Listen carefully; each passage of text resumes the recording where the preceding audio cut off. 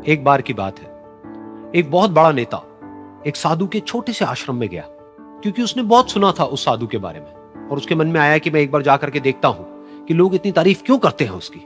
तो जब वो उस आश्रम में गया तो वहां पर एक छोटा सा कमरा था जहां पर एक कालीन बिछा हुआ था।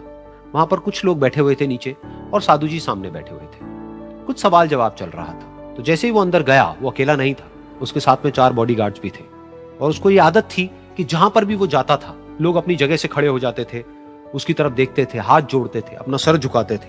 लेकिन यहां पर ऐसा कुछ भी नहीं हुआ। साधु ने उसकी तरफ देखा तक नहीं, क्योंकि वो साधु किसी के सवाल का जवाब दे रहे थे। लेकिन नेता को इस बात पे गुस्सा आ गया। नेता को लगा कि ये मेरी बेइज्जती है। तो उस नेता ने साधु की बात को बीच में ही काटते हुए थोड़ा गुस्से से कहा, मैं आपसे कुछ कहना चाहता हूं। साधु ने उसकी तरफ देखा और बोले, आप थोड़ी देर रुकिए, पहले मैं इनके सवाल का जवाब दे लूं, उसके बाद में मैं आपसे बात करूंगा। तब तक अगर आप चाहें तो आप बैठ सकते हैं। बस साधु का इतना कहने की देर थी। नेता का चेहरा गुस्से से लाल हो गया और फिर उसने अपना सारा गुस्सा उस साधु के ऊपर निकाल दिया।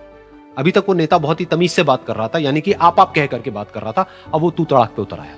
नेता ने उस साधु को कहा, तुझे पता भी है मैं कौन हूं और तू किससे बात कर रहा है?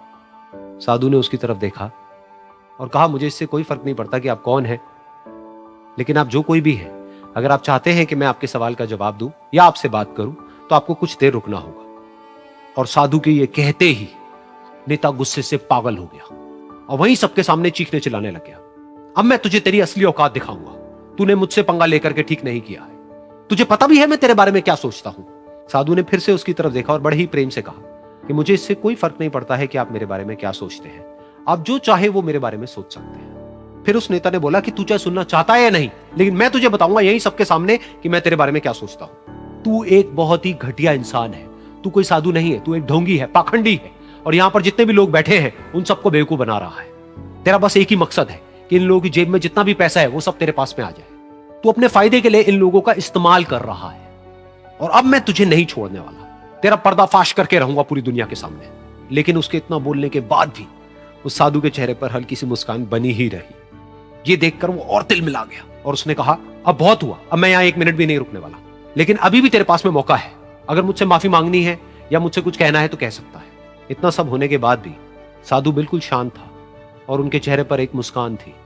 उन्होंने अपनी आंखें बंद कर ली। फिर साधु ने अपनी आंखें खोली, हाथ जोड़े और कहा कि मुझे आपसे कोई गिला शिकवा नहीं है। मेरे मन में आपके लिए कोई भी गलत ख्याल नहीं है। जो भी आपने मेरे बारे में कहा वो आपकी अपनी सोच थी। तो मुझे आप में कोई भी बुराई नजर नहीं आती है। मुझे आप एक बहुत ही भले इंसान लगते हैं। और साधु के इतना कहते ही नेताजी का दिमाग 7वें आसमान पर पहुंच गया। उनके चेहरे पर एक अजीब सी खुशी थी, क्योंकि उस साधु ने वो ही कहा जो बाकी सब लोग उस नेता को कहते हैं। और वो खुशी खुशी उस आश्रम से अपने घर की तरफ चला गया और जा करके अपने पिताजी के साथ में बैठ गया। उसके पिताजी की आंखें बंद थी और वो ध्यान में थे। पूरी जिंदगी उन्होंने सिर्फ लोगों की सेवा करी और बदले में कुछ भी एक्सपेक्ट नहीं किया। तो थोड़ी देर बाद जब उन्होंने अपनी आंखें खोली और देखा अपने बेटे को अपने साथ बैठे हुए, तो उनके बेटे के चेहरे पर आज एक अजीब सी खुशी थी जो आज से पहले उन्होंने कभी नहीं देखी थी। फिर उसने एक एक करके सब कुछ बताया कि आज क्या हुआ, किस तरह से वो आश्रम गया, वहां पर क्या हुआ, उसने क्या कहा, उन्होंने क्या कहा। तो जब इसके पिताजी ने पूरी बात सुनी तो थोड़ा सा मुस्कुराए और अपने बेटे को देख करके बोले कि उन्होंने तुम्हारी तारीफ नहीं करी है, क्योंकि उन्होंने वो नहीं कहा कि जो तुम हो, उन्होंने वो कहा कि जो वो खुद है। और तुमने जो भी कुछ उनको कहा वो नहीं कहा कि जो वो है, बल्कि तुमने वो कहा जो तुम खुद हो। यही बात वेदों में भी कही गई है, यथा दृष्टि तथा सृष्टि। ये दुनिया तुम्हें वैसी नहीं दिखती है जैसी कि ये दुनिया है। ये दुनिया तुम्हें वैसी दिखती है जैसे तुम खुद हो।